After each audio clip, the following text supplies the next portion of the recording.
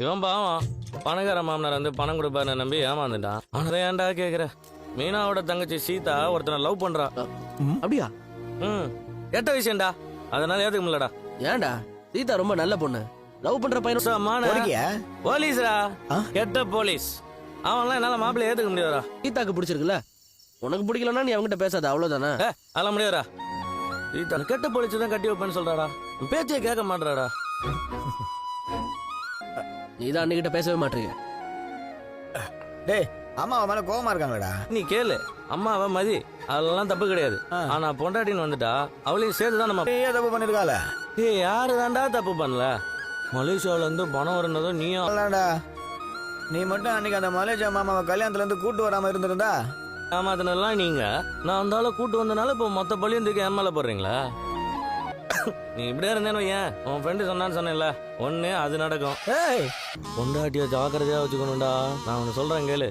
ஒருத்தன் பொண்டாட்டிக்கு ஓடி போய் புதுசுன்னு அர்த்தம். எதுவாக இருந்தாலும் பொண்டாட்டிய அட்ஜஸ்ட் பண்ணி வாழ கத்துக்கணும்.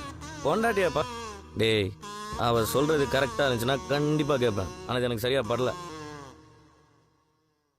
ரொம்ப தப்பு மீனா. ஏங்க நீங்க தானே டீ கேட்டீங்க? டீ தான் கூட டிராஃபிக் போலீஸ்க்கும் கிளாஷ் இருக்கிறதெல்லாம் ஓகே. அதுக்காக சீதாவோட லைஃபை ஸ்பாயில் பண்ணணுமா? சீதா ரொம்ப நல்லவான பர்சனா அவ செலக்ட் பண்ணிருக்க மாட்டா. முத்து ஏன் இப்படி பண்றாரு? அவர் எப்பவுமே அப்படிதாங்க. எப்போ எப்படி நடந்து மட்டும் தான் யோசிக்கிறாங்க. உங்க ஹஸ்பண்ட் சீதாக்கு பிடிச்ச பையனா அந்த நீத்து ரவியோட டேலண்ட சுத்தமா மதிக்கவே மாட்டேங்கிறா. அதுக்காக தான் நான் தனியா ரெஸ்டாரண்டே ஆரம்பிக்கலாம்னு சொல்றேன். அப்படியெல்லாம் இல்ல ஸ்ருதி. என் புருஷன் நான் சொல்றதெல்லாம் கேக்குறவர் தான். நான் சொல்லி நிறைய நல்லதெல்லாம் பண்ணிருக்காரு. அதுவும் சிஸ்டர் மேரேஜ் நீங்க தானே முடிவு பண்ணணும். ஏங்க அப்படியெல்லாம் பண்ண முடியாதுங்க. அவரும் இப்ப எங்க வீட்ல ஒருத்தர் தான். அவர் சீதாக்கும் அந்த ஒருத்தர் பிடிச்சிருக்கு. அவரும் நல்ல ஜாப்ல தானே இருக்காரு. சீதாக்கும் ஃபியூச்சர் நல்லா இருக்கும். முத்து டிரைவரா இருக்கிறதுனால அவரோட பிரதர் இன் லா ஒரு பெரிய ஜாப்ல இருக்காருன்னு ஏதாவது காம்ப்ளெக்ஸா? அவர் படிக்காம இருக்கலாம், ஆனா மனுஷங்களை படிச்சிருக்காரு. சீதாவுக்கு பெரிய வேலைக்கு போற பையனுக்கு தான் கல்யாணம். அவர் நல்லவர் இல்லன்னு இவர் நம்புறாரு. அதுக்கேத்த மாதிரி சில விஷயங்கள் எல்லாம் நடந்திருக்கு. அவர் கண்ணுக்கு அருண் மீனா, அதுக்கு என்ன பண்ண முடியும்? சீதா அந்த பர்சனை நம்புறா. இல்லனா அவர் மேல லவ் வந்திருக்காதே. ரொம்ப அதிகமா இருக்கு, அதனாலதான் இப்படி சொல்றாரு. ஏங்க அது அப்படியெல்லாம் இல்லங்க.